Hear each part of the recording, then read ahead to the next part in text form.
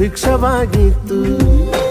ಕಾಲಾನುಕಾಲಕ್ಕೆ ಊರೆಲ್ಲ ಮಳೆಯಾಗಿ ಸಮೃದ್ಧಿ ತುಂಬಿತ್ತು. ನಿಜ ನೀತಿನೇ ಊರಲ್ಲಿ ಕಂದಾಯ, ಬರೀ ಪ್ರೀತಿನೇ ಆ ಊರ ಆದಾಯ. ಭಯ ಭೀತಿಗೆ ಊರಲ್ಲಿ ಎಡೆಯಿಲ್ಲ,